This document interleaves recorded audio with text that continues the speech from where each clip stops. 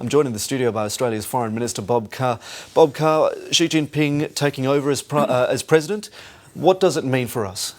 Well, it first of all means continuity. This is a well-rehearsed and very deliberate and calculated leadership change. There are no surprises in it for us or for the world, and we would see an opportunity to engage with the new leadership. But the new leadership has been to Australia, has assessed Australia, and knows the importance of Australia to China, and knows the importance with which we regard China for our own future. He spoke about the need for the world to learn more about China, equally for China to learn more about the world. What do you think he meant? Yeah, well, that's an echo in Chinese history. I remember speaking to a Chinese political leader once, and I said, what is the favourite dynasty in Chinese history, as far as you're concerned? And he said, the Tang dynasty. That was about 600, 900 AD. He said, because under the Tang dynasty, China opened to the world, and the world opened to China. So when he uses that, when Xi uses that language, it's, I think, a very self-conscious historical echo.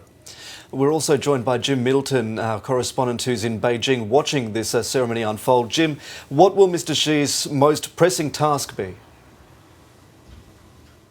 Well, quite clearly, he considers, with the unvarnished reference in his speech to party corruption, bribery, officials taking bribes and being out of touch with the people, that is a very, very urgent task indeed.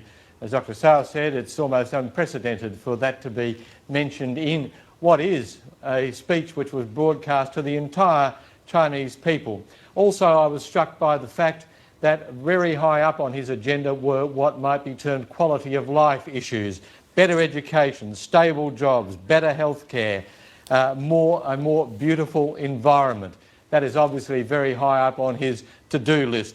The other interesting thing I thought was what he talked about China's place in the world, that China must be stronger and more powerful, but must not be either arrogant or complacent or rest on its laurels. This is a man who wants to keep on taking China to the world, but equally not going to take a backward step in its relationship with the United States in particular.